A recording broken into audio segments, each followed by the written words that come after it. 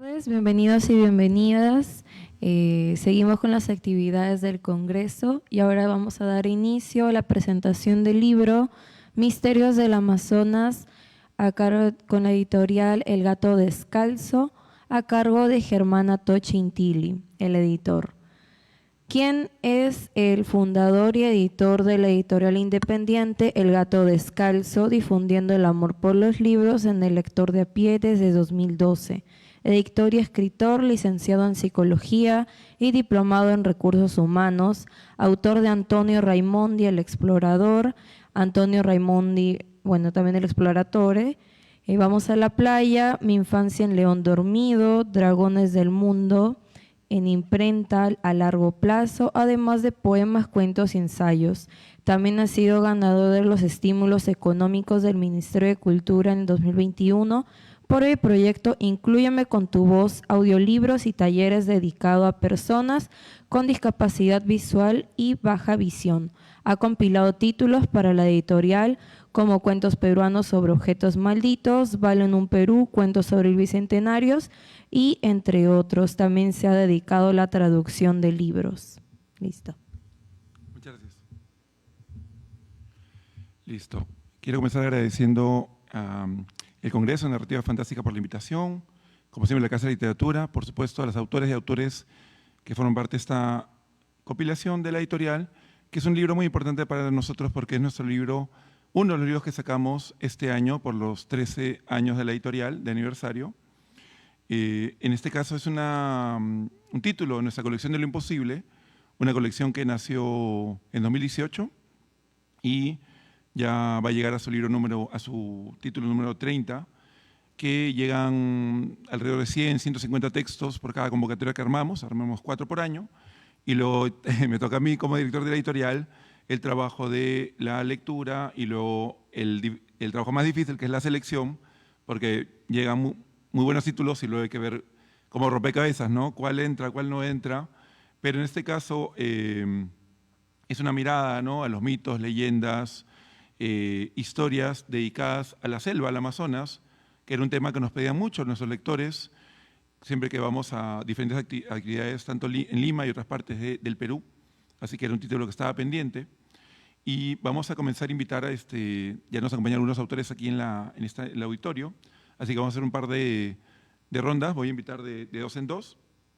Vamos a comenzar por favor con Jesús Luarte y también con la escritora Yamilí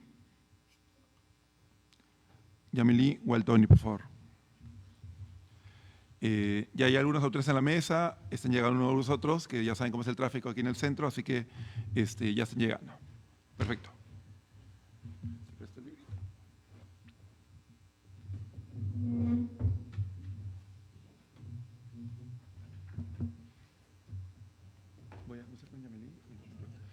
Listo, entonces comenzamos estas ronditas, vamos a hacerla un par de minutos, después también vienen ya otros autores que nos acompañan en la mesa. Por favor, Yamilí, cuéntanos un poquito el nombre de tu cuento y cómo nació la idea del texto. Bueno, Gracias. Mi título es La Casa Misteriosa de Río Amazonas. Buenas tardes a Gracias. todos. Ante todo, muchas gracias por la oportunidad. Gracias. Tienes que aprender. Bueno, ante todo, muy buenas tardes con todos. Gracias, Germán, por la oportunidad de permitirme participar en esta gran antología. Felicito a todos y a cada uno de mis compañeros autores que han participado en este gran trabajo, esta gran antología de tradiciones, mitos de nuestra Amazonía. El título de mi cuento es La Casa Misteriosa de Río Amazonas. Bueno, esto me ha inspirado lo que es el misterio, el querer saber sobre la selva que todos tenemos en mente. Es un paisaje realmente increíble, donde nos invita a la imaginación, nos invita al querer conocer la naturaleza, y esto genera estos misterios de querer saber, y grandes de nuestros mitos han sido inspirados por este paisaje amazónico. Eso fue lo que me inspiró. Genial, gracias. Ahora también Jesús Luarte, por favor, cuéntanos un poquito. ¿Qué tal? Buenas tardes con todos. Muy agradecido de ser parte de esta antología Misterios del Amazonas. Bueno, mi cuento se llama Los no contactados y básicamente nace de una investigación. Hola, hola. Claro, sí. Gracias. Bueno, como comentaba, mi cuento se llama Los no contactados. En la investigación para escoger un tema y poder participar en la antología, lo primero que pensé fue investigar acerca de la Yakumama, la Yakuruna, todos estos seres mitológicos que conocemos desde niños, pero en la investigación me di cuenta de que aparte de los seres mitológicos también existen estas tribus no contactadas y tribus básicamente aisladas de nuestro país que tienen tanto misterio como los seres mitológicos que ya he mencionado. Esta tribu se llama Mashkopiro, tienen bastante familiaridad con la tribu Yiné, que son ya tribus más apegadas a lo que llamaríamos civilización. Pero esta tribu en particular se me hizo bastante interesante, bastante misteriosa sobre todo, y creo que la investigación me ayudó bastante para poder decidirme en el tema y poder presentar este colectivo humano y no apegarme tanto a lo clásico que serían los seres mitológicos, ¿no? Básicamente esa es la razón por la que escribí sobre ellos. Estupendo. Ahora vamos a pedirle que a Jesús pueda leer un fragmento breve, por lo que hay otros autores también, pero un poquito de la idea del texto. Los no contactados. El éxito de la humanidad reside en su capacidad para comunicarse, para intercambiar ideas, conocimientos y cultura. Antes de las grandes tecnologías, las carreteras facilitaron este progreso, pero donde hay progreso también hay corrupción y abuso de poder. Los rincones de Madre de Dios son curiosos, los verdes paisajes nutren a un sinfín de flora y fauna a la vez que pone trabas a la cotidianidad del hombre civilizado. Para los citadinos, la selva no es el hogar de leyendas y monstruos, sino una fuente de recursos lista para explotar, protegida por gente sin agallas para tomarla. Cuando estos llegan, el canto de las aves se apaga, la jungla luce más espesa, las montañas son más cortas, las mañanas son más cortas y las noches más largas. Los ríos se alteran y las nubes truenan, los indígenas sufren. Gracias. Ahora, por favor, Yamilí. Muchas gracias. Voy a leer un pequeño texto. Bueno, la casa misteriosa del río Amazonas. Había una vez en un pequeño pueblo escondido en lo profundo de la selva amazónica, teniendo como bello paisaje a este hermoso río Amazonas, una misteriosa casa antigua que había estado abandonada durante décadas. No había nadie que se atreviera a acercarse, ya que se decía que estaba maldita y habitada por espíritus malignos. Un día, un grupo de jóvenes aventureros decidieron adentrarse a la profundidad de la selva, cuya gente era amigable y su gran comida exótica solo les llamó la atención la historia que contaban los habitantes de aquella casa, al creer que también había un tesoro escondido, pues allí vivía gente europea. Esta parte de mi cuento como da un inicio al querer saber un poco de la exploración que se hace en la selva, quizás por conocer un poco de lo que se esconde ahí, incluso idea también de los conquistadores en un primer momento, de los grandes tesoros que se esconden en lo profundo de la selva. Es una historia básicamente de terror, pero tiene un final muy interesante que nos llama a la reflexión. Muchas gracias. Listo. Terminamos la primera ronda. Gracias, chicos. Por favor, vamos a invitar al autor José Romel de la Colina y a Mónica, Black Darket. Gracias, chicos. Este libro es uno de los más recientes de esta colección de lo imposible. Obviamente, hay anteriores temas. Por ejemplo, hemos sacado uno de experiencias sobrenaturales del año 2023. Por favor, toma asiento. El año pasado también estuvimos aquí mismo en la Casa de la Literatura presentando este anterior libro con los autores de cuentos sobre magia negra, que es también de esta colección. Todos trabajamos, por supuesto, libros ilustrados con videos. No puede faltar nuestro homenaje al maestro Lovecraft, cuentos sobre el Necronomicon. Y de los más recientes también tienes este que hemos sacado de La hija Sarah Ellen, que se presentó en la feria, en la FIL, del autor Harold Gazzelú Palomino, dedicado a la vampira de Pisco. Entonces, es parte de esta colección que estamos armando de autores peruanos y extranjeros. Listo. Vamos a dar la palabra a Mónica, a Black Dark Red. Por favor, cuéntanos un poquito sobre tu historia.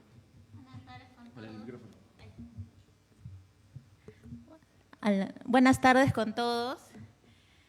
Bueno, mi nombre es Mónica, pero mi seudónimo es Black Dark, para todas mis historias. Bueno, la publicación que he tenido, muchas gracias a Germán, la editorial El Gato Descalzo, es La Melodía del Demonio, para esta antología de misterios del Amazonas. Bueno, inspirada también por la mítica historia del Tunche, ¿no?, que es un demonio, o muchos le conocen también como un alma en pena. Es así como también voy investigando sobre esa leyenda, y muy aparte de ello, también le mezclé un poquito con ciertos matices de Lovecraft, ¿no?, con el Necronomicon. Entonces dije, ¿por qué no? Voy a mezclar un poco esta historia. ¿Qué pasaría que si una pareja de turistas, ¿no?, vienen a la selva, a Tarapoto, para querer tener un viaje de placer, pasear, pero ellos no se imaginan el ambiente denso que va a pasar, ¿no? Y aparte de ello, ¿qué es lo que van a enfrentar, ¿no? Y qué sus cosas espeluznantes van a tener que ver, pero no tanto por el lado del misterio del Tunche, sino también aparte por ellos mismos. Van a enfrentarse entre esa pareja después de todo lo que ellos van a pasar, ¿no? Sobre eso. Le voy a comentar un poquito de mi historia. Sí. La pareja avanzaba sin rumbo entre trochas y árboles de guayaba. Luego vararon cerca al río Mayo. Estamos perdidos. A cada persona que quisimos preguntar tienen el mismo rostro sombrío y oscuro, como aquella señora. Entiende, no es normal, y ahora estamos perdidos entre árboles y animales. No sé a dónde llegaremos. No veo una salida por aquí, dijo Carl. Ya había caído la noche y el canto de una ave nocturna, llamando a su madre de una manera desgarradora, hizo temblar a Marie. Amor, tengo mucho miedo, se lanza sobre Carl. Mira, ahí veo una casa de madera. Quizás nos puedan hospedar por esta noche, ¿no? Y Carl hizo una maniobra y abrió la portazuela del auto. Y preguntó, ¿no?, si había alguien que le podía escuchar. Mientras Mari veía a todos lados y frotaba sus brazos por el escalofrío que se sentía. Carl, al ver que nadie podía abrir la puerta, intentó empujar con su mano derecha, por si tenía suerte de que la puerta se abriera. Y emitiendo un chirrido, la puerta se abrió y él entró con bastante sigilo, alumbrando con su celular. Muchas gracias. Gracias. Por favor, José. Muy buenas tardes con todos. Mi nombre es José de la Colina y también participo con varios cuentos en las varias antologías de la editorial El Gato Descalzo. En esta ocasión, en este libro Misterios del Amazonas, he escrito un cuento sobre la aldea de los bufeos. El cuento me inspiré por escuchar a muchas personas de la parte selvática de nuestra patria que tenían mucho temor a los bufeos. Y normalmente siempre escuché que habían bufeos solamente machos. Y hablando con algunos me enteré que también habían bufeos hembras. Entonces, viendo esa situación, escribí esta historia en la que los bufeos normalmente salen de las aguas del río Amazonas a los poblados que están en las orillas de los ríos, vestidos elegantemente con sombreros, corbata, buen terno. Y las mujeres también salen con sombreros de ala ancha, vestidos con correas y zapatos. Entonces, cuando las mujeres bufeos salen a buscar a los jóvenes apuestos, a esos que les gustan las fiestas, estar perdidos en los bailes y todos los demás, se los andan llevando a esos muchachos hacia las orillas de los ríos, ¿no? Y antes de chuparles, dice el alma, las mujeres bufeos pues se sacan el sombrero y arrojan al río y este sombrero se anda volviendo en una mantarraya, y la correa que se sacan también se vuelve en una anguila, y los zapatos en peces carachama, y así se lo anda llevando a la gente, ¿no? Y así más o menos he hecho una historia que es interesante, que está en la antología. Y les voy a leer un fragmento.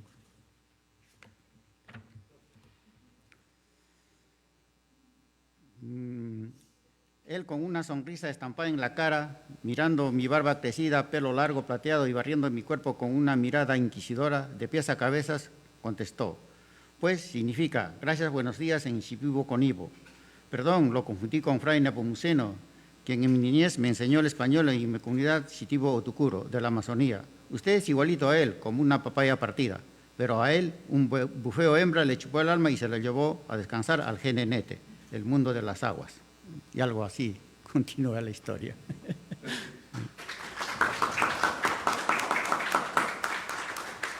Invitamos a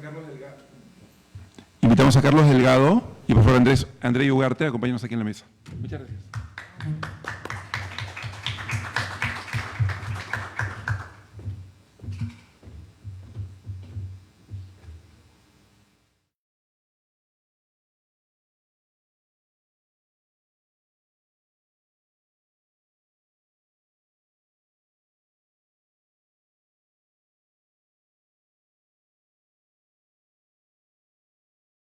Vamos a hacer la palabra a, por favor, Carlos Delgado. ¿Tienes el libro? Oh, tengo. ¿El micrófono? Sí, contigo. Ah, ya, perfecto. Pon el micrófono. Perfecto. Buenas tardes con todos. Primero, agradecer la invitación de Germán a este evento y además, como siempre hago, felicitarlo por el enorme esfuerzo de mantener vigente una editorial de cuentos durante años. Es un esfuerzo monumental en un país tan difícil para la literatura como es el nuestro, ¿no? Felicitaciones, Germán, sinceramente. Bueno, viendo el tema del libro de cuentos del Amazonas, Misterios del Amazonas, la motivación de escribir el libro, pienso, ¿no? ¿Qué mayor misterio puede haber en el Amazonas que una región tan inmensamente rica y a la vez tan inmensamente pobre? Creo que es el mayor misterio del Amazonas, ¿verdad? Hay enormes riquezas. ¿Y cómo se objetiva eso en la práctica, en la gente, en la sociedad? En absoluto, hay una dicotomía absoluta en eso, ¿no? Es el mayor misterio. Y a la vez, el Amazonas, toda la región del Amazonas, tiene una serie de mitos y leyendas que evocan una serie de situaciones inexplicables. Bueno, teniendo en cuenta que las leyendas se basan en algún hecho real, el cuento que he escrito y que se llama Moecha Akunais se basa en eso. Se basa en una de las muchas leyendas del Amazonas, pero que tiene un sustrato de la realidad, que es lo que he querido plasmar en el libro, ¿no? O sea, todas las leyendas tienen un fundamento, y este cuento se basa en una de las leyendas con ese fundamento de ¿qué? De defensa del Amazonas. Básicamente es eso. No lo voy a relatar, pero les voy a leer unas pequeñas líneas y eso es como leo en este momento. El pánico de Coayec había llegado al paroxismo y no veía ya la hora de embarcarse hacia la ciudad. Su respiración acelerada, su taquicardia y la sudoración profusa evidenciaban el enorme estrés que estaba sintiendo. Al fin apareció el viejo ómnibus que lo llevaría a la ciudad. Se embarcó apresuradamente, secándose permanentemente el sudor que bañaba su frente, y se sentó para embarcarse a la ciudad y no aparecer nunca más en esa zona en la que sentía que su vida corría extremo peligro. No sabía por qué sentía esa sensación, esa presencia. ¿Era un fantasma? ¿Un monstruo? ¿Un demonio? ¿La Yacumama? ¿El Tunche? ¿El Chuyachaki? ¿O efectivamente era el Moecha? No tenía la menor duda que sea lo que sea, la presencia sobrenatural tenía directa relación con la muerte de Cromso. Gracias.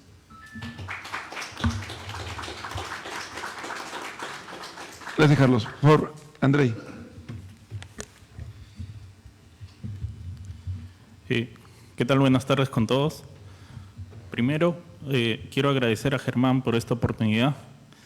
Es el segundo relato que se está publicando en el caso mío. Y mi relato se titula El beso de Brenda. Un poco me inspiré. Yo soy ingeniero mecánico de fluidos y una temporada yo trabajé en la selva haciendo lo que es batimetría. Entonces, partiendo de esa experiencia que tuve en la selva, pude agarrar varias fuentes, ¿no?, de inspiración que tuve ya en esa travesía. Y aparte de eso también combiné junto con una leyenda que suelen contar los nativos de la selva, que es sobre las serpientes que a veces toman forma humana, ¿no?, generalmente de una mujer. Y fue así que nace esta historia llamada El beso de Brenda, ¿no? Y voy a leerles un poco un fragmento para incitarles, ¿no?, a que puedan leer toda la historia. El beso de Brenda. Acaecía la tarde y el equipo de trabajo ya se encontraba listo para zarpar. Nuestra embarcación era una pequeña lancha llamada Cielito Lindo, cuyo capitán era el viejo Erquinio, un hombre de unos 70 años, quien se jactaba de tener más años en el mar que en tierra firme. Erquinio era una persona menuda, de tez trigueña y con textura promedio. Le gustaba estar en solitario. Si no estaba en el puente piloteando la lancha, lo encontrabas descansando en su hamaca o leyendo algún libro. Su segundo al mando era un marinero de mediana edad llamado Ernesto, quien suplía a Erquinio en las jornadas de manejo. También se encargaba de la seguridad y en sus noches de turno se le veía limpiando su arma de reglamento. Asimismo, la embarcación contaba con un cocinero, quien también hacía las veces de médico, pues en sus años mozos fue enfermero de una posta local. Y bueno, ese es el inicio, ¿no? Gracias. Gracias a Carlos y a Andrei. ¿Hay algún otro autor, autora en el auditorio que no habíamos llamado? Porque vimos que estaban llegando, pero no llegaron. Entonces, bueno, vamos a esperar mientras llegan. También quiero comentar un poco la idea de este libro del Amazonas, porque hay muchas leyendas alrededor, ¿no?, de la selva. A mí se me ocurría también al inicio de esta convocatoria la historia, por ejemplo, estaba increíble de la búsqueda de esta ciudad del Dorado, esta ciudad donde tantos colonizadores o investigadores terminaron perdiéndose, ¿no? Orellana o también Fawcett, uno más reciente, ¿no?, que al final no encontraron ni sus restos, ¿no? Entonces hay muchos misterios, muchas curiosidades, muchos personajes, ¿no? Ahí mencionaba Carlos el Chuyachaque, Mónica hablaba del Tunche, ¿no? Diferentes personajes que llaman a la imaginación. Y también, por ejemplo, se me queda mucho esta idea de que a veces uno no puede, según las leyendas, no debería ir a la selva a partir de las 6 de la tarde porque luego en la noche ya no saben qué puede pasar, ¿no? O me acuerdo de una tradición oral que me llamó mucho la atención de una persona que era cazador y que obviamente también esta idea del equilibrio, ¿no?, que si la persona cazaba por necesidad o era un cazar por vanidad, por abuso, ¿no? Y también muchas leyendas de cómo la naturaleza hacía que algo para, ¿no?, impedir. Y también esta idea de la persona que fue a la selva, fue de noche, ¿no?, se internó y de repente se encontraba en una reunión de demonios, unas criaturas, y él está escondido y de repente como que no se daba cuenta, que voltea y se da cuenta que al final era un espíritu, ¿no?, que había fallecido, pero no se había dado cuenta, ¿no? Al final la historia está... Entonces, muchas leyendas que van dando vueltas alrededor del Amazonas, ¿no? Y también avisar que estas convocatorias que armamos, lanzamos 4 al año y casualmente este año hemos lanzado 3. Salió el primero la de Cuentos sobre dinosaurios, que sale el próximo año. Después una sobre el circo. Y la más reciente ha sido la de Misterios de los Andes, que ha cerrado este mes de octubre. Así que el próximo mes de noviembre estamos lanzando la última convocatoria del año. Como siempre es una convocatoria temática sorpresa, así que están invitados, invitadas a participar. Nos pueden seguir por las redes, la próxima semana estamos lanzando la temática de la convocatoria para que puedan participar. Y todos estos libros de aquí vamos a tenerlos impresos, ilustrados, y seguramente presentaremos algunos de estos aquí en el Congreso en la próxima edición del próximo año. Por lo tanto, antes de cerrar, quiero comentarles que teníamos también un par de libros preparados para este mes del terror, ¿no? Este mes de octubre, pero por coyuntura política el papel que trabajamos, un papel especial, no llegó, así que está llegando en noviembre, así que las presentaciones vamos a tener que presentarlas para el mes próximo en la Feria del Libro Ricardo Palma, pero producto de esta convocatoria, de los libros más recientes de esta colección de lo imposible, es la de historias de terror para leer a medianoche, que está próximo a nacer. Antes de terminar y tomar una foto de rigor, no sé si hay alguna pregunta o comentario del público, o por las redes, no sé. También saludar a los lectores que nos están viendo por la transmisión de la Casa de Literatura.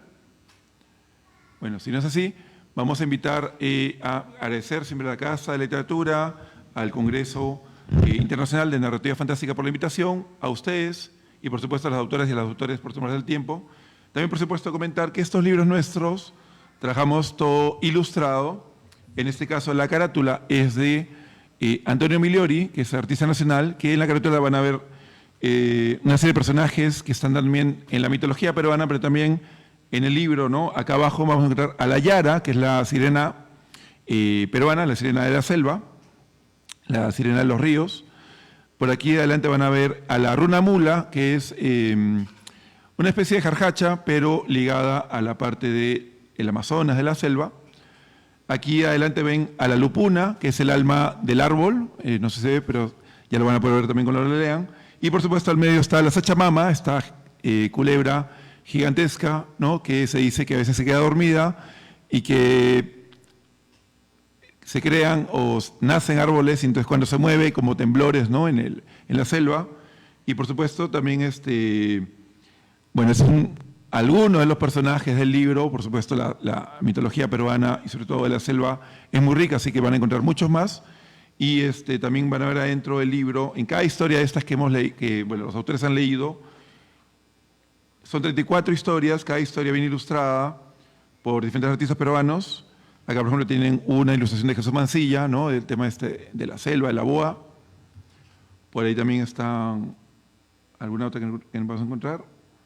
Acá también está esta historia de así como decía José, más adelante esta mujer que se va convirtiendo, es mitad mujer, mitad boa, ¿no? Y que tiene esta idea de cazar o, bueno, seducir a los hombres. Entonces vamos a terminar, bueno, con unas palmas. Voy a invitar por que nos acompañen los autores para que una foto aquí en la mesa y luego también no se mueva el público, porque una foto con el público. Entonces, por José, Jesús, Mónica. ¿Qué más falta? Sí, Yamili. Voy a pedir una para la editorial aquí y luego una en la mesa. Entonces, sí, por favor, tomen asiento y acá atrás, o acá a nuestros costados. Y por favor, si nos puede tomar la foto, disculpa. Gracias. Como siempre,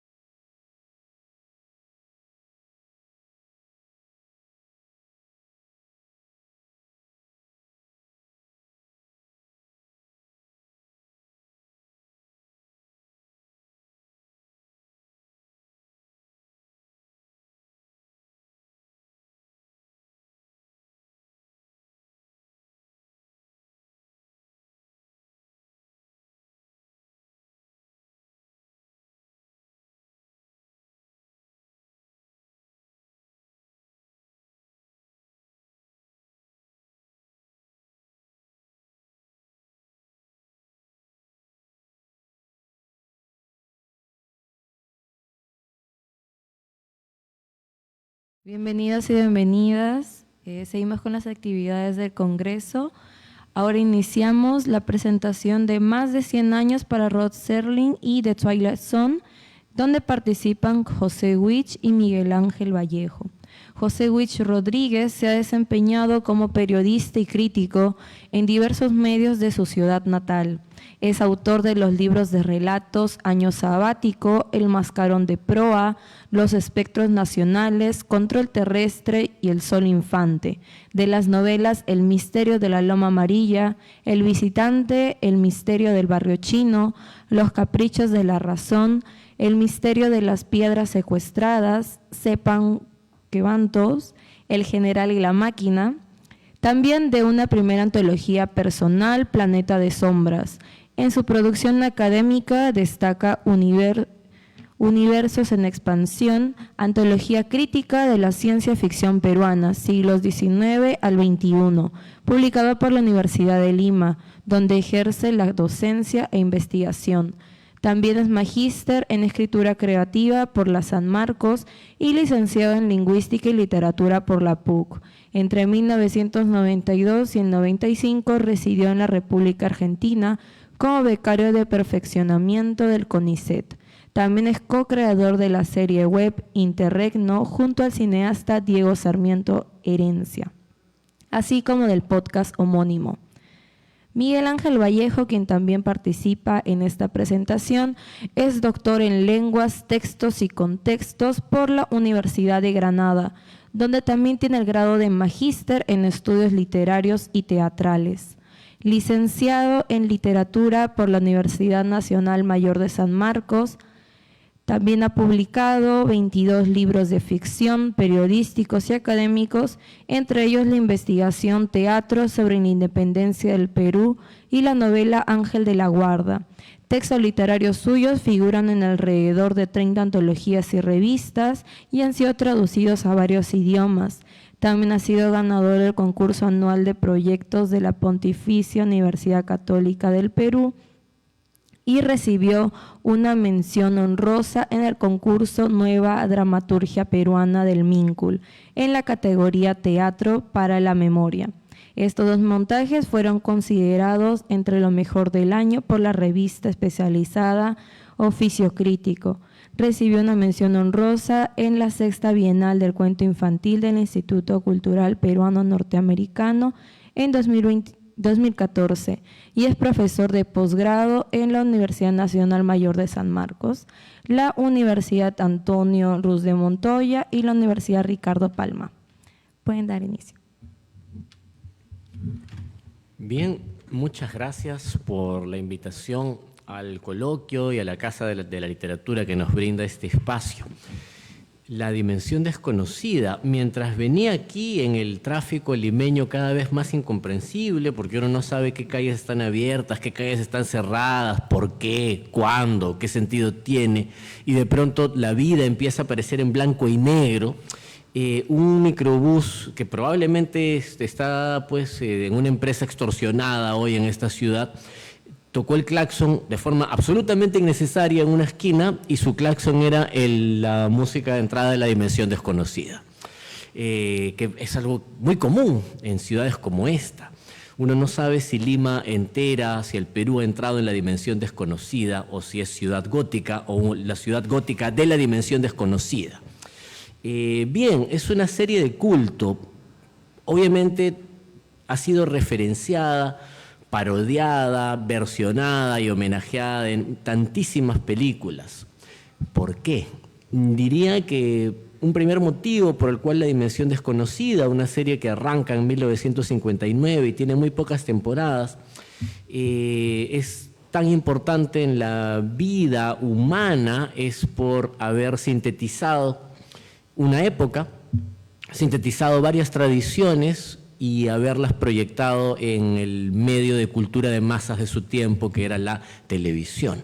Si alguien tiene menos de 30 años, quizás no recuerde lo poderosa que era la televisión y lo importante que era que un género aparentemente marginal como el fantástico, la ciencia ficción, el fantástico puro, lleguen a estos espacios, porque eran espacios reservados para lo más rentable en un medio que pugnaba por encontrar legitimación, como era la televisión. No era considerada la televisión un entorno culto, ¿no?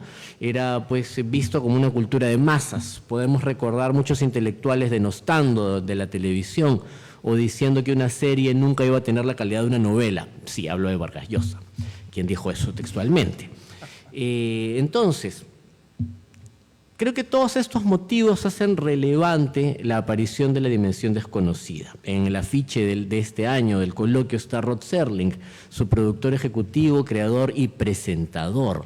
Pero hay un equipo de guionistas detrás alucinante y también de escritores de género. Creo que el más conocido y que tiene varios episodios es Richard Matheson, el de Soy Leyenda, que mucha gente recuerda por la película reciente de Will Smith, pero que tiene 4 adaptaciones cinematográficas. Y hay muchas versiones de capítulos de la dimensión desconocida donde se encuentran claves del género, tanto de la ciencia ficción como del fantástico puro. Obviamente esto nace de la literatura. Yo quisiera hacer una digresión, que es que la ciencia ficción nace con el realismo en el siglo XIX. El realismo no es la manera natural de contar historias, es la manera más antinatural de contarlas. Si nos fijamos, los mitos, leyendas, cuentos populares, bases teológicas de cualquier religión son fantásticas. Y es la manera en que los humanos hemos contado historias toda la vida, con algunas excepciones como la picaresca española a partir del siglo XIII, pero que normalmente eran pues exageraciones, metáforas, y que los lectores consumían con esa misma idea de que era una exageración, una metáfora. Hasta el siglo XIX, con los periódicos que decían la verdad, decían que contaban información real y publicaban historias que buscaban exactamente eso, ¿no? La gran novela realista del siglo XIX. Es una cultura de masas la del periódico. Y es allí cuando se separa el fantástico del realismo y nace la ciencia ficción, la idea de que la ciencia puede traer un nuevo conocimiento, mostrarnos otros universos en otros planetas, en otros tiempos, y explicarlo de una forma más o menos científica con un avance tecnológico. Es entonces en el siglo XX que se da este otro fenómeno. Si el realismo se impuso en el XIX, en el XX la cultura de masas empieza a darle espacio a la ciencia ficción con cómics, con pequeñas historias, pequeños libros baratos, películas consideradas de serie B. Serie B porque no tienen el presupuesto de una superproducción normalmente en clave realista, que sería la llamada serie A. Por eso es tan relevante que se sintetice todo esto en una serie como La Dimensión Desconocida. Decía que tiene episodios del fantástico puro, pero tiene algunos episodios también de lo insólito. Voy a hacer algo bastante simple, que es mencionar algunos de mis episodios favoritos y que son de los más conocidos, para explicar estos 3 puntos. Un cuento de lo insólito, algo que podría ocurrir y que de hecho lamentablemente siento que ocurre, es Monstruos en la calle Maple. Yo quisiera creer que cuando vi de niño este episodio aprendí algo, y era que alguien, un pequeño, en un suburbio estadounidense, expande el rumor de que unos monstruos han llegado al barrio. Y todos los vecinos de la calle Maple empiezan a pensar que los demás son los monstruos. Y empiezan, por supuesto, a perseguir minorías. No me digan que esto no está pasando. No hay nada realmente sobrenatural en este episodio, pero la idea de la proyección hacia una cuestión monstruosa o sobrenatural que está en el imaginario de los personajes lo hace muy poderoso. Por supuesto que hay episodios del fantástico puro, como Al fin hay tiempo, me parece, protagonizado por Burgess Meredith, el que hace de Mickey en Rocky, donde es un funcionario público que nos muestra una burocracia horrible, un mundo lleno de trámites, injusticias, en medio de tantos papeleos, donde el hombre es ninguneado hasta por su propia familia. Y bueno, se acaba el mundo. Recordemos que La Dimensión Desconocida es una serie de posguerra donde siempre está la amenaza latente de una tercera guerra mundial o una guerra atómica, como ahora. Y esto que podría parecer como un sueño para este hombre, este sobreviviente maltratado por un sistema y su propio entorno, el fin de todos los otros seres humanos, no tiene un final feliz. Yo sí creo en los spoilers, el hombre es un gran lector, usa lentes y se le rompen al final del capítulo. Una terrible ironía.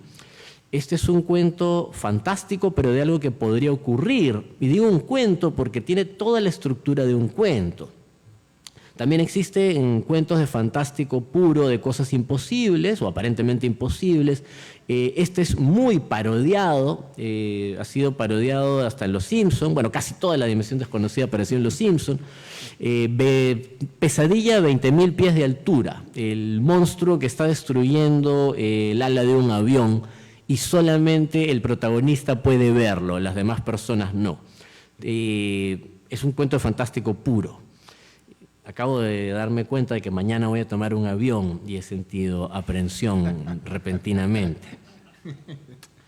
Ok, tenemos cuentos más claramente de ciencia ficción, ¿no? Cuentos que hablan de viajes en el tiempo, de futuros distópicos.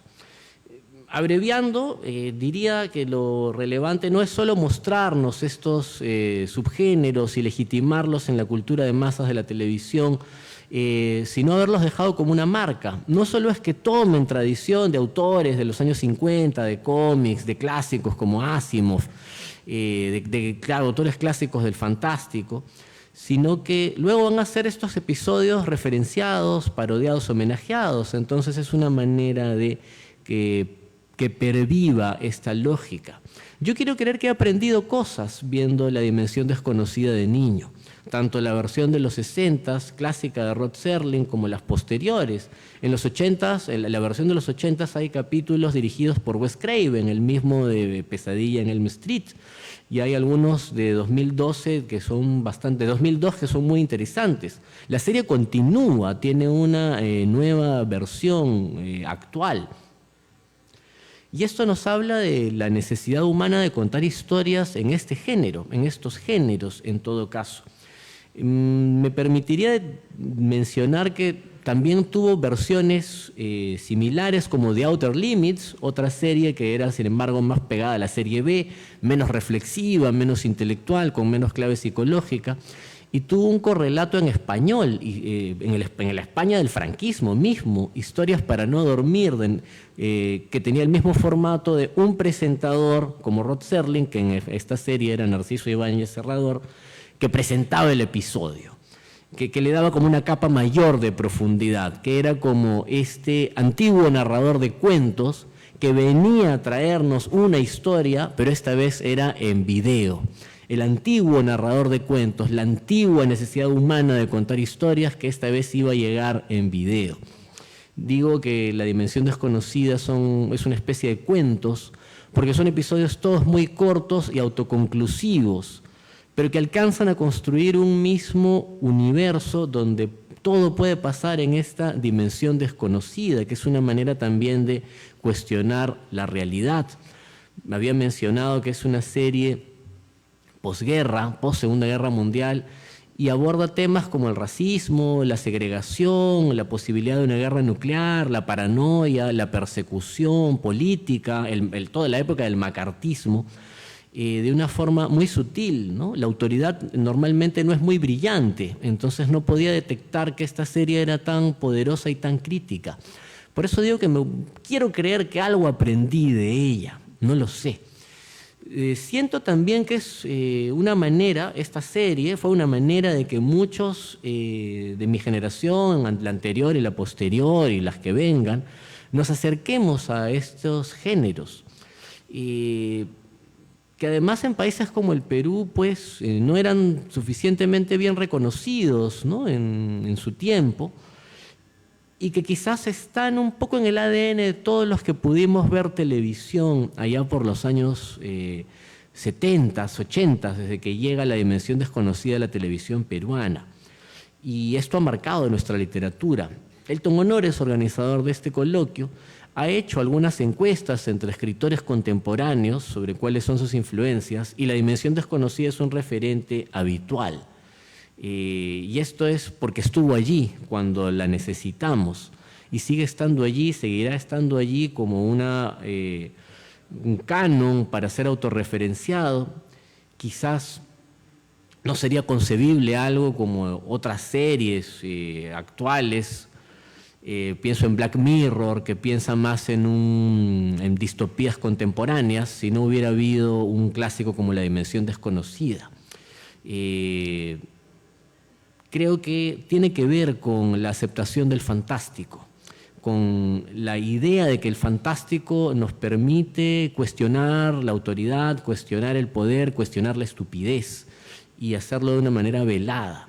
Siento que La Dimensión Desconocida es algo que muchos quisiéramos guionar y lamento que no haya tenido pues una versión latinoamericana, ¿no? A pesar del bajo presupuesto que tuvo la serie original. De verdad me gustaría que esto pase en algún momento, que se dé esta sinergia, escritores que se convierten en guionistas de productos audiovisuales. Tal vez ahora que es más barato grabar estos aspectos, sea posible. Proyectos como los de José Witch, a quien antes de darle la palabra, pues quiero tomar como un ejemplo de autor influenciado por La Dimensión Desconocida. Ojo, no es que luego José va a hablar de que yo también, y no estamos aquí para aplaudirnos y celebrarnos, pero es muy obvio que la literatura de José Witch tiene una marca de La Dimensión Desconocida. Hay muchos de sus cuentos de viajes en el tiempo, encuentros de épocas, ¿no? Encuentros de épocas tristes como los 90s en el Perú, con un pasado hiperviolento, el Imperio Romano en decadencia, la idea de personajes que llegan a un lugar sobrenatural y se transportan a otro sitio, conocen otras versiones de sí mismos. Siento que mucho de eso está en la obra de Witch. No sé si por La Dimensión Desconocida, después de esta mesa, vamos a volver a presentar, bueno, yo no, pero se va a volver a presentar el primer libro de cuentos de José Witch, y aunque sé que tienes algo organizado y preparado, más estructurado que lo que yo estoy diciendo, te doy el pase con esa pregunta: ¿cuánto te ha marcado La Dimensión Desconocida? Yo siento que hay algo allí. Muchas gracias. Bueno, gracias Estrella. Voy a ser muy puntual. Traje un texto, lo voy a leer, coincidimos, creo que me ha leído la mente mi amigo Miguel Ángel, vamos a coincidir, pero igual tengo aquí el texto y lo preparé quizás sobre la marcha, que tenía algunas ideas que necesitaba que aterricen y tienen esta forma de texto muy breve por si acaso, y voy a tomar la última parte, quizás 2 o 3 minutos, para leer un fragmento de un cuento tributo que hace muchos años publiqué en este libro, el segundo Mascarón de proa. Gracias a Elton nuevamente, a Gonzalo por la invitación, participar en este congreso. Para mí siempre es un placer, una alegría que continúe, que persista, a pesar de todo, ¿no? A pesar de todos los riesgos que amerita ser pensante en el Perú hoy, ser creador en el Perú hoy. Y mi texto tiene también que ver con eso, ¿no? Gracias por su presencia también. Un tributo a lo desconocido. Sobre Rod Serling me resulta difícil, extremadamente complejo decir algo que no se haya dicho ya. Lo hice en varias ocasiones con la sensación de que siempre encuentro a alguien distinto, poliédrico, mutante. Y más aún expresarme sobre él con la claridad y ecuanimidad de las que han hecho gala muchos estudiosos, conocedores de su obra. Aquí hemos tenido uno brillante, ¿no? Ha sido tan determinante para la cultura del siglo XX que encontrar otro ángulo de visión para dar cuenta de su legado es una tarea destinada a colisionar con ciertos límites imposibles de ser superados. Hoy, aquí veo al maestro, a medio siglo de su partida, la dimensión que primero habitó en su mente y luego se convirtió en una experiencia colectiva, trascendental y gloriosa, nada de lo que hoy se perpetra o involucra los terrenos de la ficción fantástica o especulativa o el terror y el suspenso en diversas plataformas escapan a su influencia. Rod Serling se convirtió en una imagen icónica, entrañable y enigmática. Digo esto por el misterio que envolvía esa grave elocuencia con que presentaba cada episodio de The Twilight Zone o Night Gallery, otra de sus grandes creaciones, y preparaba sabiamente al espectador para ingresar a otro mundo, a lo mejor no tan distinto del nuestro. Estará asociada eternamente a la imaginación, a los deseos insatisfechos, en medio de vidas desperdiciadas, tanto como a la posibilidad de redimirnos y disponer de una segunda oportunidad luego de una existencia plagada de errores y fracasos. Porque el gran personaje de Serling es, en mayor o menor medida, el hombre o la mujer comunes, solitarios, perdidos en la trama de los grandes centros urbanos o pequeñas localidades donde no parece haber transcurrido el tiempo. Supo explorar los mismos dilemas a través de otros géneros. Eso es muy interesante, ¿no? Un formato que la serie tomaba, ¿no? El western, la narración histórica, incluso el policial negro. Hay varios episodios de la dimensión desconocida que plantean esos mismos conflictos y preocupaciones, pero en pequeños experimentos y tributos a los géneros que también alimentaron en su momento al gran maestro.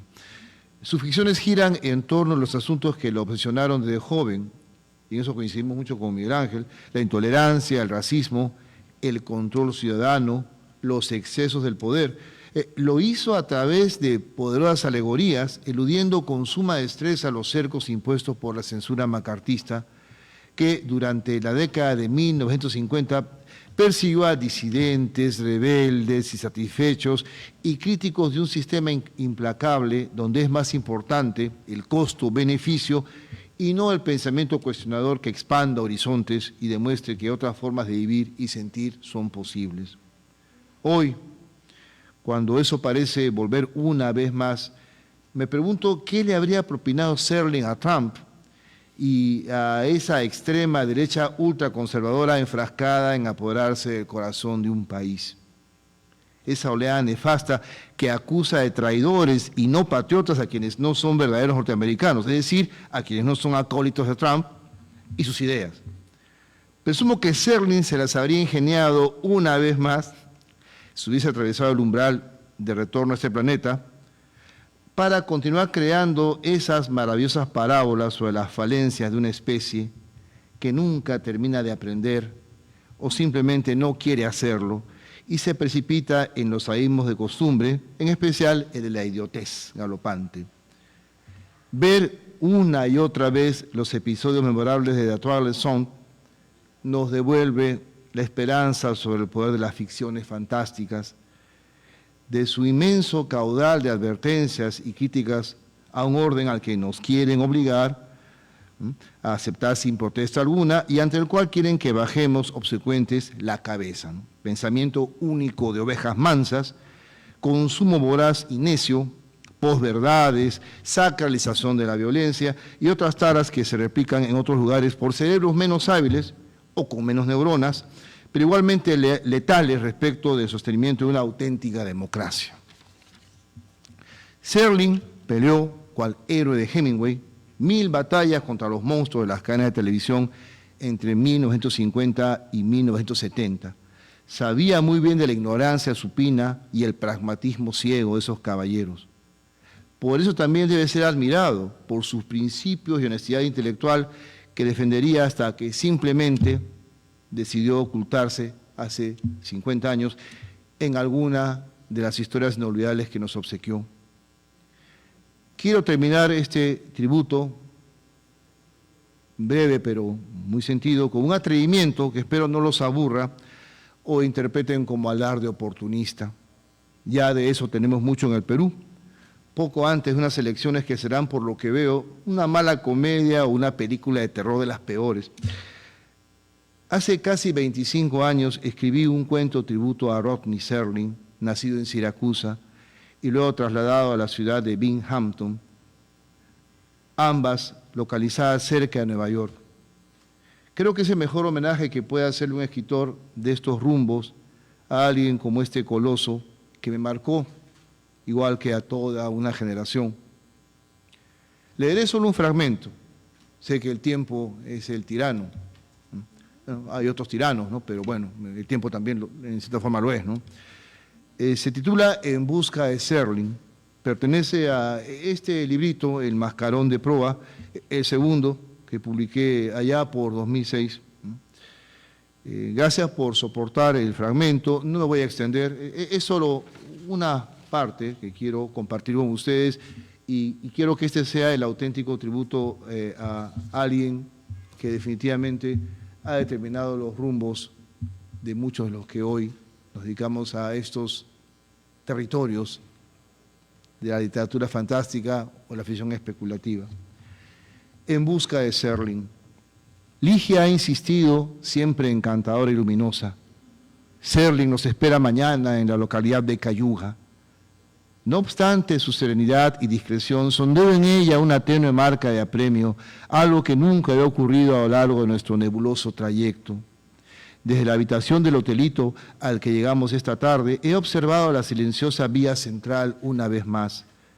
Toda la población se ha consagrado, como en un rito ancestral, a su invariable siesta de las tardes. El silencio es agobiante. El nombre de la ciudad es impronunciable, con resonancia de alguna vieja lengua aborigen. Después de escuchar lo que parece constituirse en única arteria de importancia, donde Ligia ha estacionado el convertible, giro hacia ella.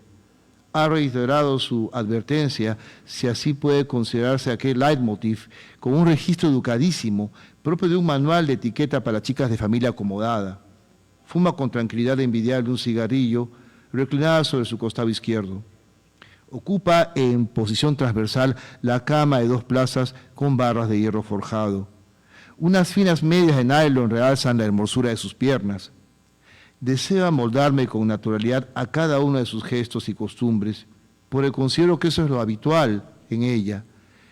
Mi memoria, lamentablemente, es incapaz de reconocer con propiedad los signos de la supuesta rutina compartida. No recuerdo por ahora cómo conocí a Ligia, cuántos días hemos viajado para encontrar a ese sujeto, Serling, o cuándo ocurrió el accidente que afectó mis recuerdos. Serling, el nombre no me dice nada. Me oriento por los datos que, respecto a él y a todo lo concerniente a este viaje, administra a cuentagotas la siempre radiante y escultural Ligia. Según sus informaciones, hace 2 días resbalé al abandonar presuroso las oficinas de un banco y me golpeé la cabeza contra la acera. Acudí a esa agencia para retirar algo del dinero que ese generoso caballero destinó a nuestros gastos de viaje.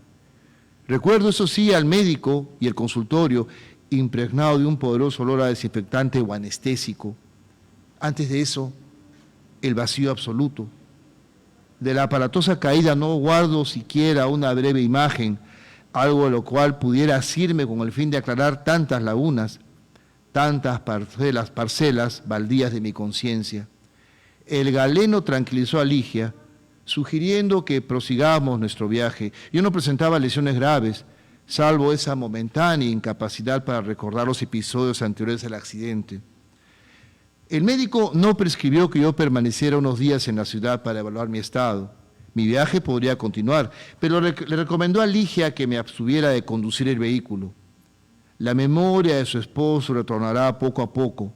No lo fuerce ni lo someta a tensiones. Así, inferí que esa esbelta y bella mujer, vestida con un sobrio traje azul marino, era mi esposa, mi compañera de travesía hacia el hombre llamado Serling. El golpe debe ser más fuerte de lo que yo había imaginado, puesto que Ligia tuvo que instruirme sin ejercer demasiada presión psicológica, consejo oportuno del especialista, sobre mi identidad, mi actividad laboral y una serie de detalles tan domésticos como gustos alimenticios, aficiones deportivas, ideas políticas o mi preferencia por alguna marca de cigarrillos. Esta amnesia temporal no ha afectado mi percepción o mis conocimientos generales sobre el mundo. Me desenvuelvo con absoluta propiedad en todos los ámbitos imaginables. Pero no hay rastro de una fuerte contusión. Al tocar mi cabeza, no consigo palpar un punto doloroso. Pese a su aplomo, ella ignora quién es aquel hombre o a quién deberemos encontrar en Cayuga. Ese nombre tampoco despierta en mí alguna sensación particular, salvo que me recuerda a Kejun. Eso lo he comprobado subrepticiamente. Mi intención es retrasar unas horas nuestro viaje con la inútil esperanza de recordar algo más y disponer de mejores recursos cuando me encuentre en presencia del anfitrión.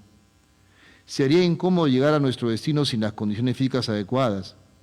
Después de todo, se trata de una oferta de trabajo, de un contrato para el cual yo debería hallarme en pleno uso de mis facultades.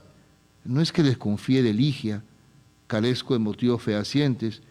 Parece ser, dentro del universo social que ella ha descrito como marco de nuestra convivencia, la mujer perfecta, la que cualquier hombre sensato desearía para sí. Es decir, dentro de los parámetros y las aspiraciones del círculo de amistades al que creo yo estamos adscritos. Sin embargo, presiento que hay riesgos.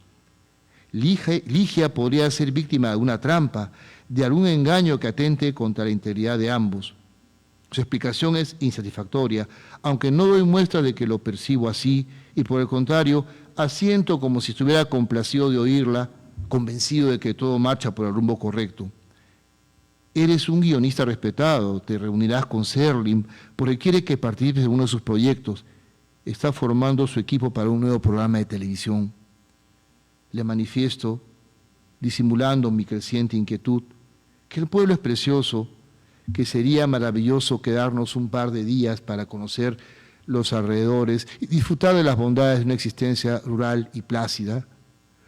Si continuara alimentando mi suspicacia, diría que Ligia ha sido adiestrada para disuadirme de cualquier actitud que hiciese peligrar la cita. Siento unas ganas terribles de fumar.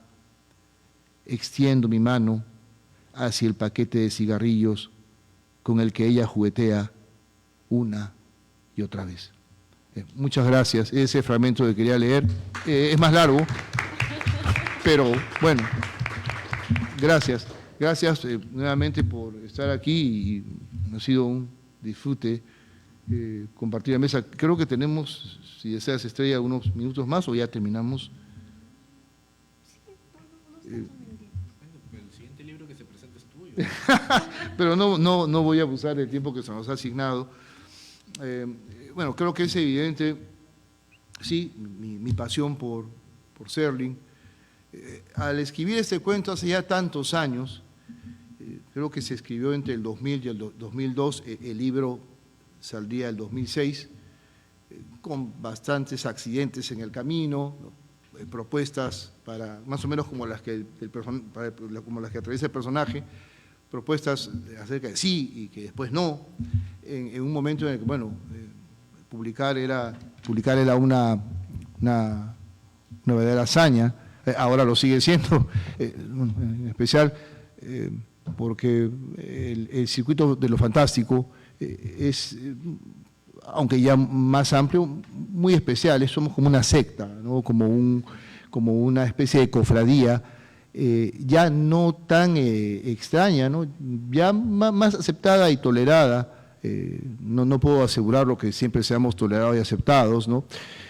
Pero por ahora creo que tenemos un instante muy prometedor con sellos que han seguido apostando por estos territorios de la imaginación y la irracionalidad. Y felizmente escritores y editores estamos tan locos como para sincronizar, ¿no? en estas aventuras.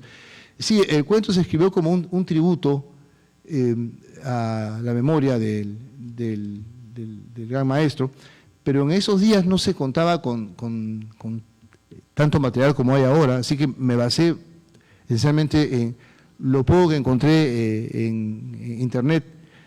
Por ejemplo, yo no sabía hasta ese instante que el nombre completo era Rodney. Rod era pues obviamente un corte. No sabía tampoco que gran parte de su vida la pasó en Binghamton. En muchos episodios, de manera explícita o implícita, hay referencias a ese paraíso de la infancia, que creo que son de los episodios de las 5 temporadas los más entrañables, ¿no? Cuando él explora, ¿no? Su pueblo natal, explora el Nostos, el retorno, y hay uno en particular protagonizado por Jig Young de la primera temporada del 59, no recuerdo el título exacto, pero es un hombre, un publicista desilusionado, sí ha alcanzado el éxito, pero siente un vacío tremendo. Y en ese instante, cuando siente el vacío tremendo, puede haber sido el vacío que también Serling sintió en algún momento, a pesar de los Emmys que conquistó en poco tiempo. Creo que ningún escritor, para mí Serling es un escritor, no es simplemente un guionista, ha ganado tanto en tantos premios, tantos galardones en tan poco espacio, ¿no? A los 30 años creo que ya había ganado todo lo que dentro de la actividad, dentro de la industria había que ganar. Es impresionante. Y hay otras cosas singulares en su vida que se van filtrando en diversos episodios inolvidables. Su tributo es permanente. Yo felicito a Elton y a Gonzalo por haber tenido la iniciativa de hoy recordar los 50 años de su, no diría muerte, ¿no?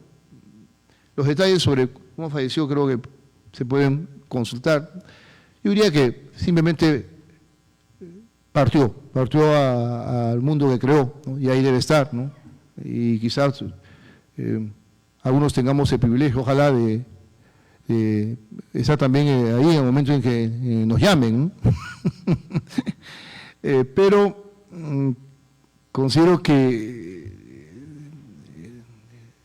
mesas como esta prolongan el legado y lo actualizan para las nuevas generaciones que pueden seguir alimentándose vorazmente como yo lo hice en algún momento y seguiré haciéndolo, como otros escritores también lo han hecho, han conocido de su mirada, su sensibilidad, sus obsesiones y quizás también sus inseguridades como autor modélico, que tuvo que lidiar en verdad con estos podcasters y engañarlos.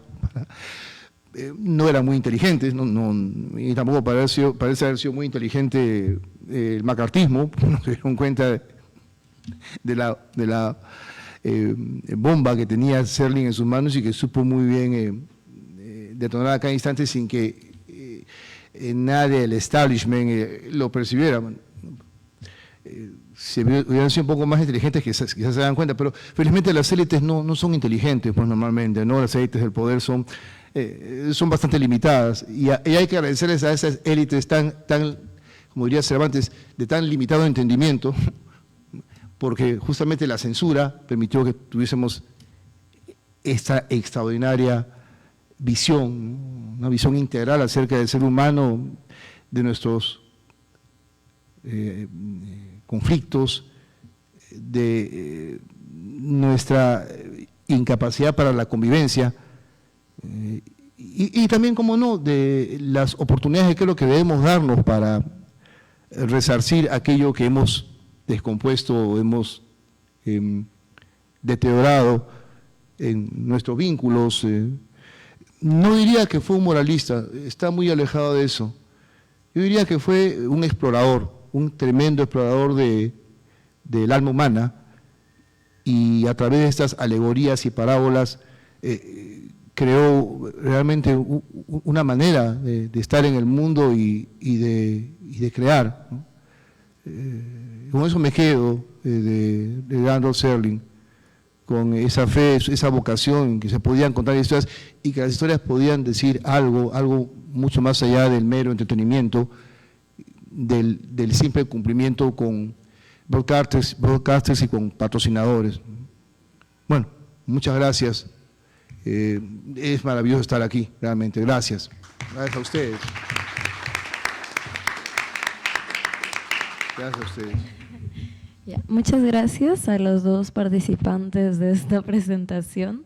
Vamos a dar un breve receso para empezar con la siguiente presentación de una reedición 25 años de año sabático de José Wich, de la editorial Maquinaciones, donde participarán Cristina Ramos y José Donaire. Los invitamos a participar de esta también.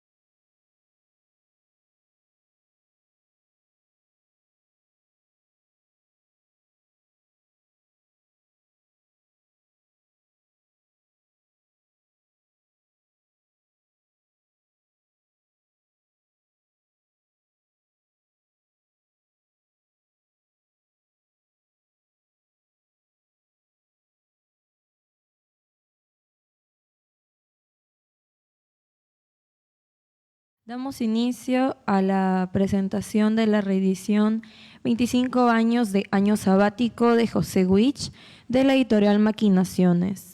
Estarán participando Cristina Ramos y José Donaire.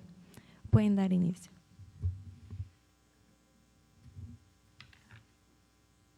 Pueden empezar.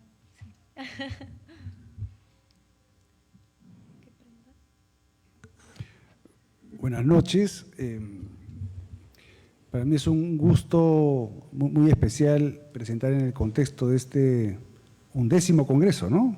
11º congreso de literatura fantástica, este libro que lo leí en su momento, ¿no? Lo leí al año y medio de su lanzamiento, y eso fue muy importante, ¿no? Porque sentí que era un libro que enfatizaba algo.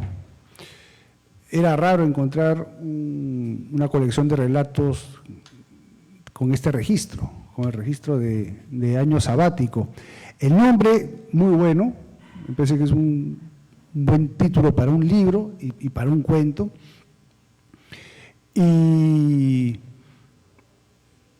Pero jamás imaginé pues, que lo reeditaría. Este libro llegaría a mis manos 25 años después. De repente voy a cometer una infidencia, pero no interesa, ¿no? En realidad, la idea era publicar otro libro de mi tocayo, José Witch, este año. Pero los aniversarios son bonitos, pues, ¿no?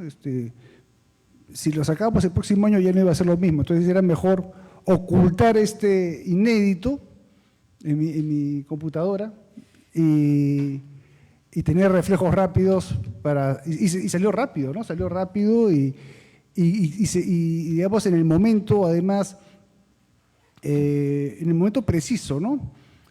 Porque Pepe Witch lanzó Año Sabático en septiembre del año pasado, perdón, en septiembre hace 25 años. Y en un contexto sociopolítico, pero sobre todo político muy intenso, ¿no?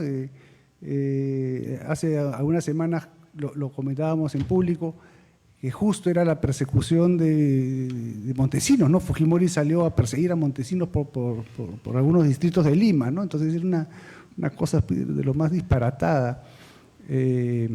Y en ese contexto, en ese momento de caída de una dictadura, ¿no? Entonces se lanza este libro.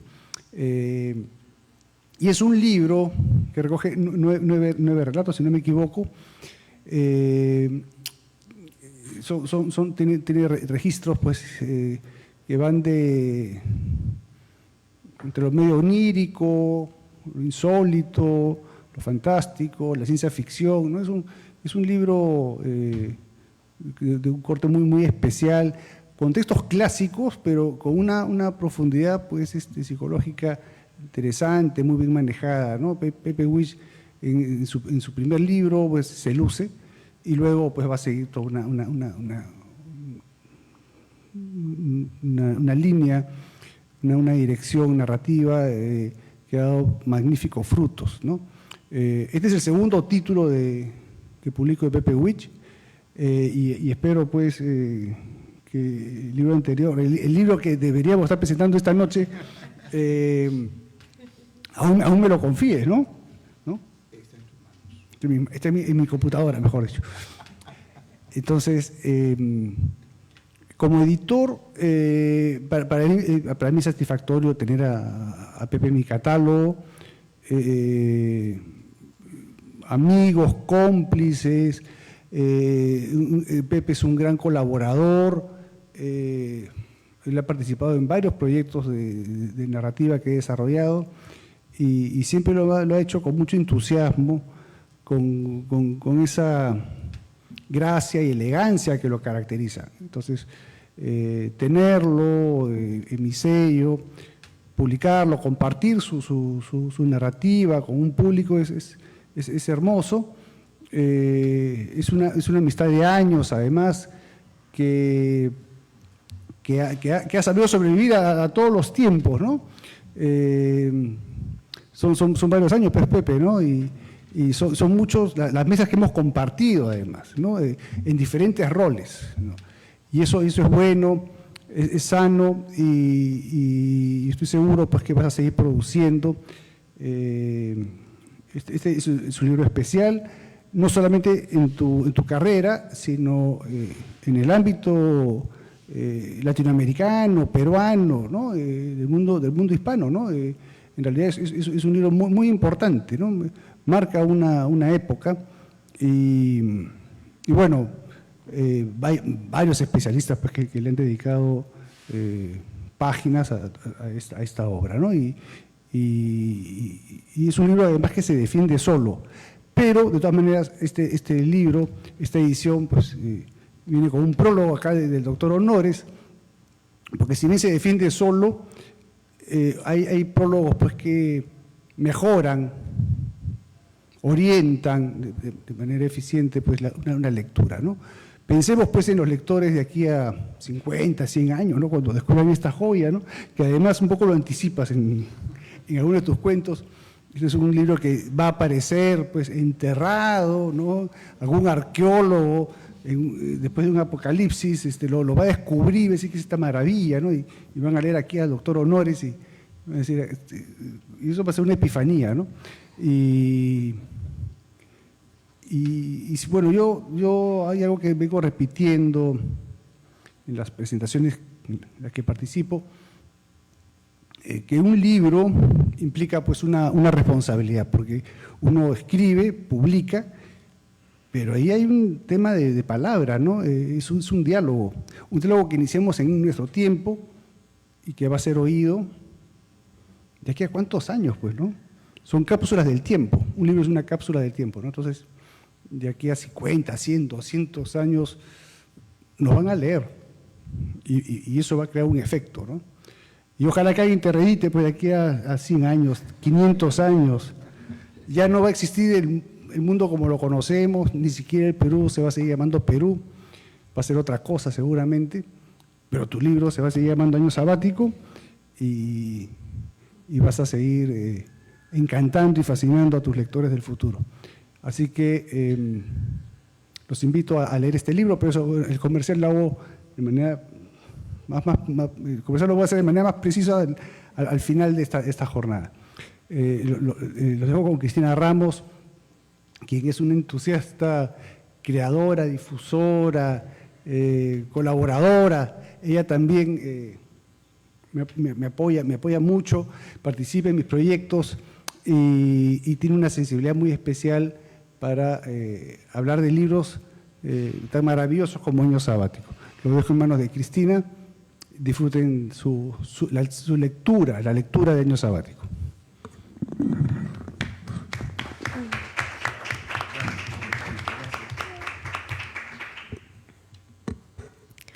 Muy buenas noches con todos. Primero agradecer a Pepe Donaire por la invitación, siempre por la confianza que me ha dado en cada una de las presentaciones y decir que me siento muy emocionada por estar hoy acá también participando en este congreso, que es una puerta para nosotros todos los escritores de literatura fantástica y nos ayuda mucho en lo que es la difusión, y un honor tremendo tener a José Huich a mi lado. Y debo decirte que uno, cuando admira a los escritores, muchas veces añora ser como ellos, y para mí eso es ahora muy especial, el poder ahora también sentarme a su lado, presentar uno de sus libros, haciendo lo que tanto nos gusta hacer, escribir, ¿no? Y en esta ocasión yo he hecho un texto que voy a pasar a leer sobre Año Sabático, ¿no? Es una reedición en realidad, como ya mencionaba Pepe Donaire, ¿no? Que ha pasado 25 años para que se pueda volver a encontrar en lo que es las librerías, y para mí eso también es muy importante. Y ahí es donde yo voy a empezar, porque yo creo que el tiempo tiene mucho que ver, no solamente en la reedición, sino en el libro mismo, ¿no? Entonces, yo también he tratado de crear este texto en base a eso, en base al tiempo. Y lo he titulado así, ¿no? El tiempo detenido, la ilusión de la eternidad en Año Sabático de José Witch. La reedición de Año Sabático de José Witch nos devuelve un territorio narrativo donde el tiempo, lejos de ser una línea continua, se convierte en un espacio quebrado, elástico y casi orgánico. En este libro el tiempo no transcurre, se bifurca, se estanca o se diluye. Es una materia viva que condiciona la percepción de los personajes y la forma en la que la realidad se manifiesta. Con su habitual precisión estilística y su mirada entre filosófica y urbana, construye relatos que funcionan como experimentos con la temporalidad, pausas, ciclos, repeticiones, anticipaciones y espejos.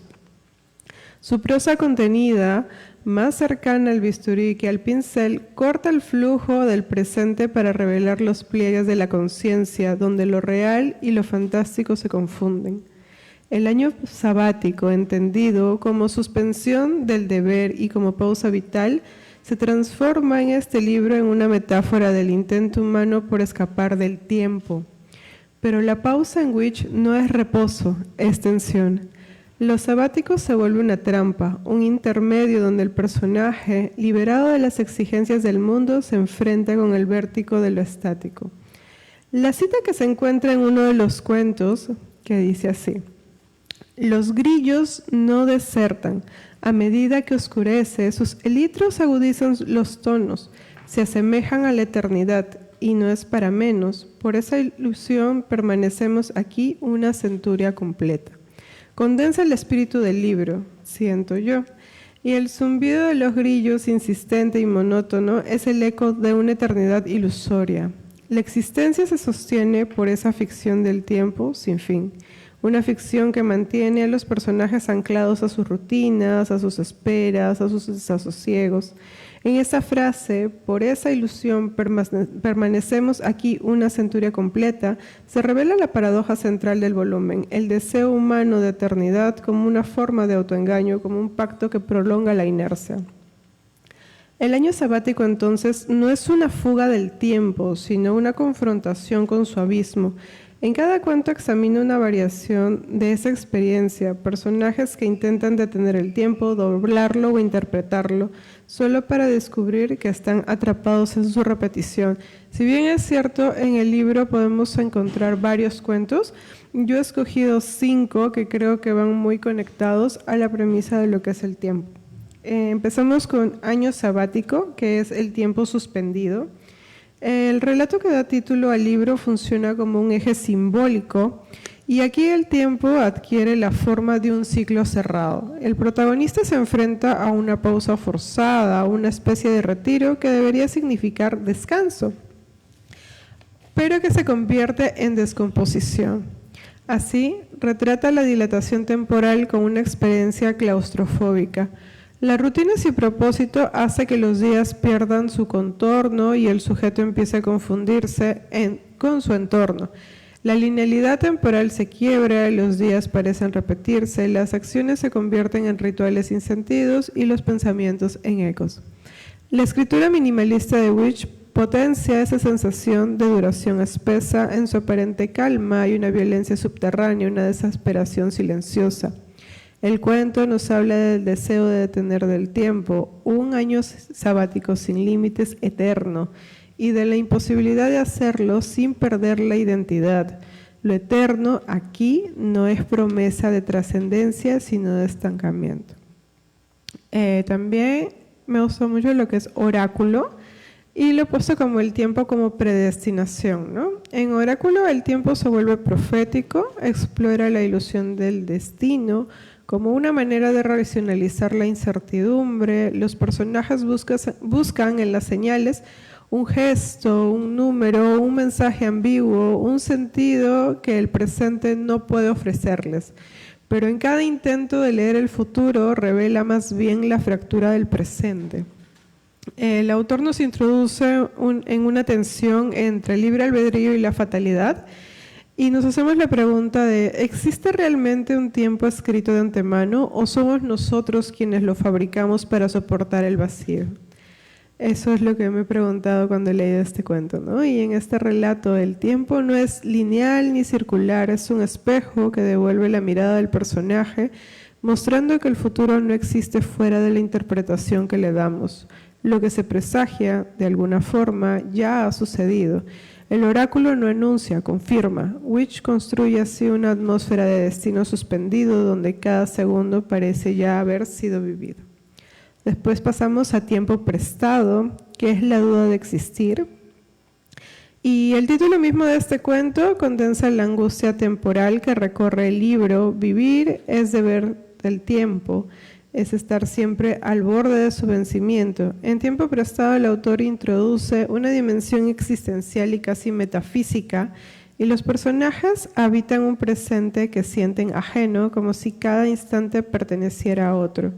El relato sugiere que el tiempo no es un derecho, sino un préstamo que tarde o temprano debe devolverse. Ese sentimiento de provisionalidad genera una tensión constante, una conciencia de fragilidad.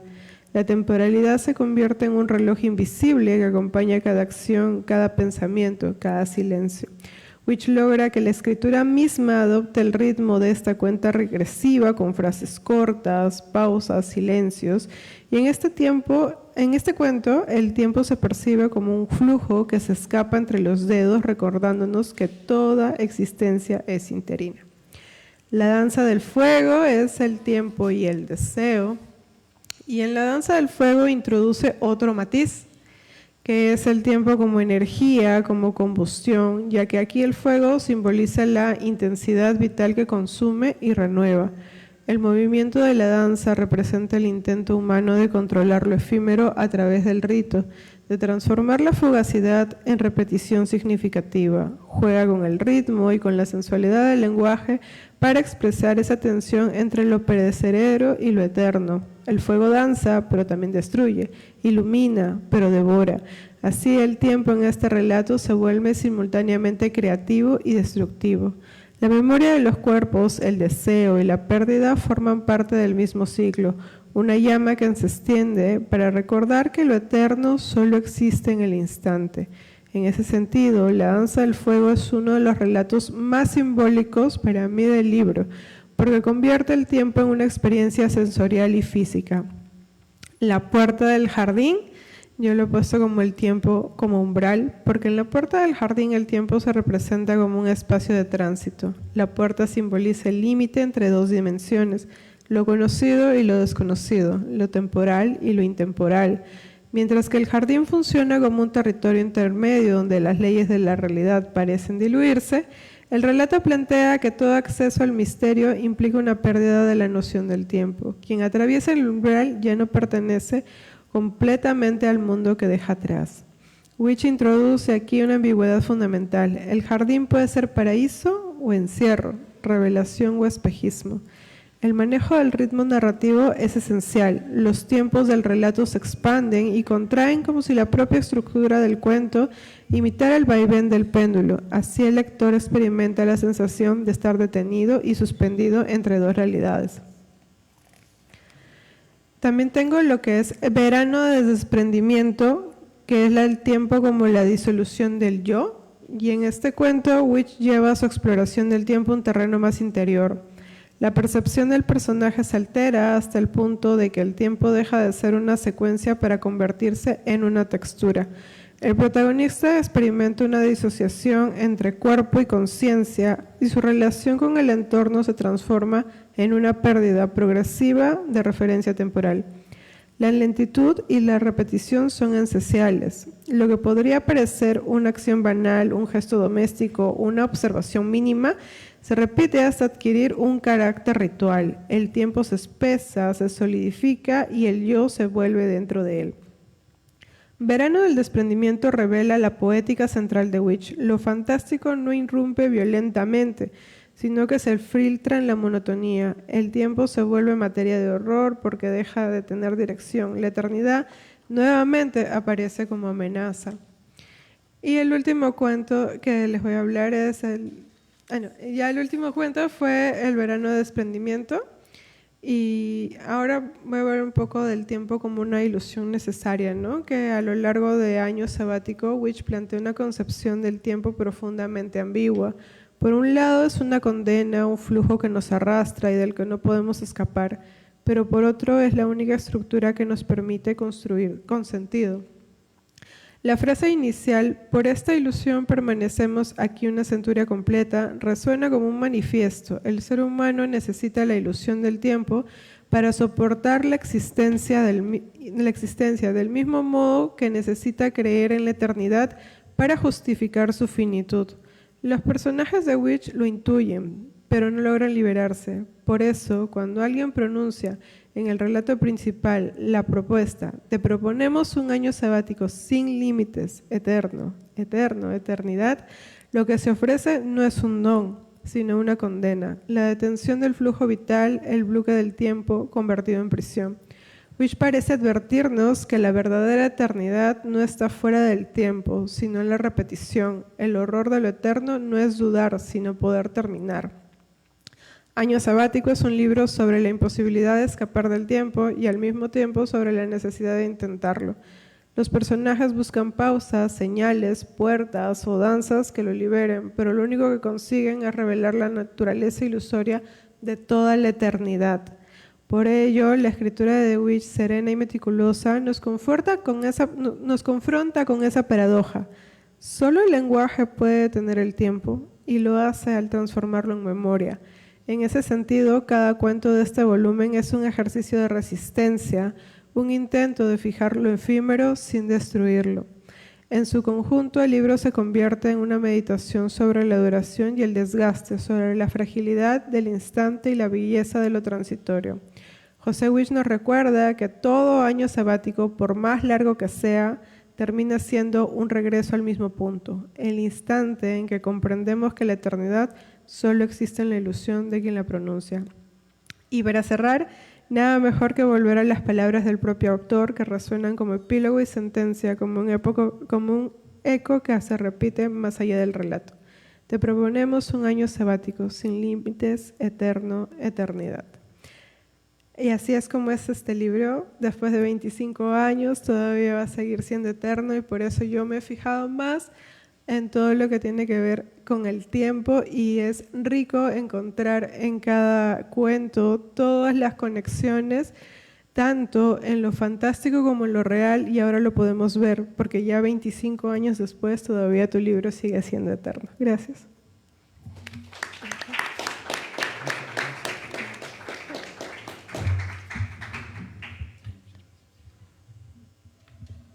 Bueno, muchas gracias a los tres participantes. Quisiera hacer algún comentario de parte del público o del mismo autor, por favor, de parte de esta.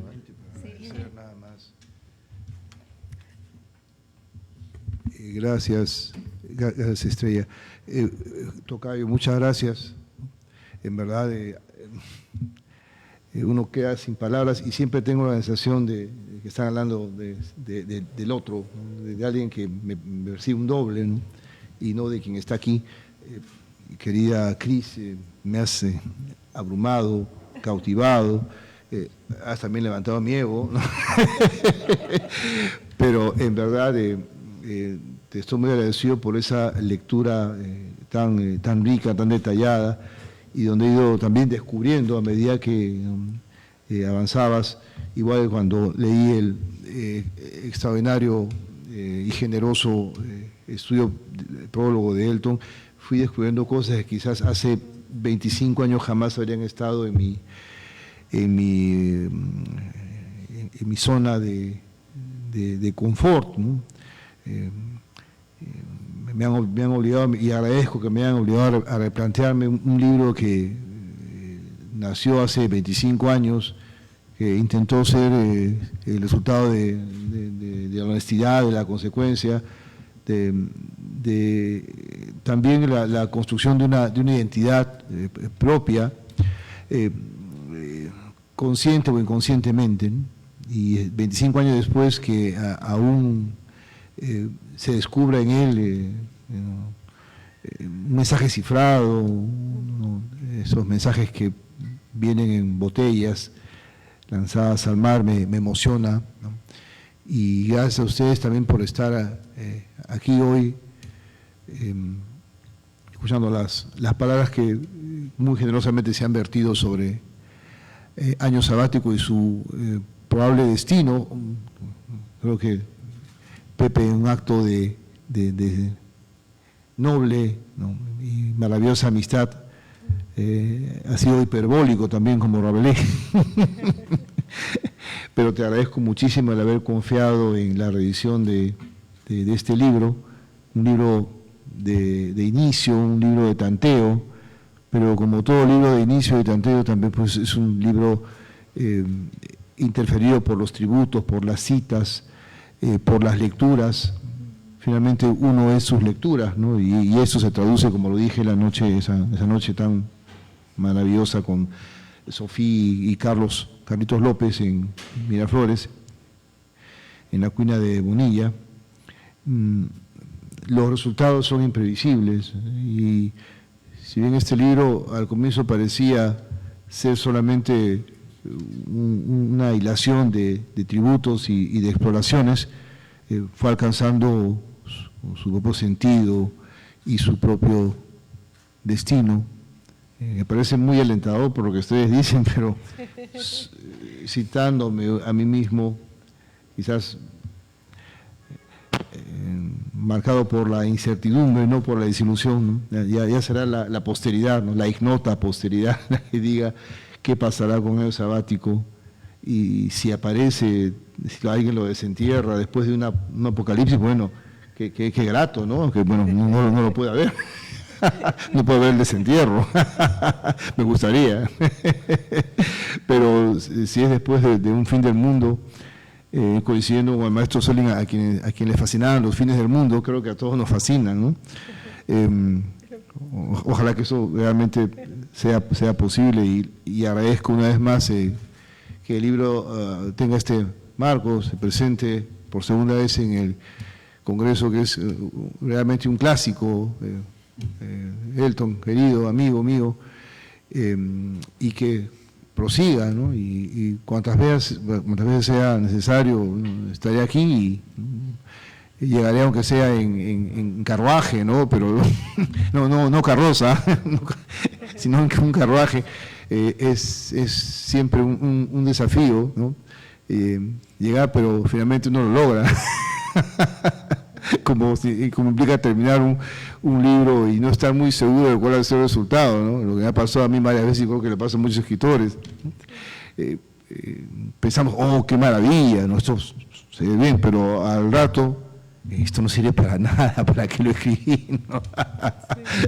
Esa es la sensación que uno tiene, y creo que es ese recuerdo más vivo que tengo de cuando iba reuniendo los cuentos de año sabático, y terminó siendo lo que es, ¿no? Y solamente gracias una vez más por haber acogido al libro y a esta mesa que me honra, ¿no? Me honra la presencia de Pepe, de Cris, ¿no? Gracias, Estrella, por tan maravillosas presentaciones, y nada más, aquí termino mi quizás siempre errático, ¿no? Discurso cuando se trata de hablar de uno mismo, ¿no? Pese a que el ego está muy alzado, rápidamente aterrizamos en la realidad. Gracias, Pepe, gracias, Cris, querida. Gracias, y gracias a todos ustedes por estar aquí hoy. El aplauso es para ustedes, por también soportarme, ¿no? Gracias. Gracias a ustedes.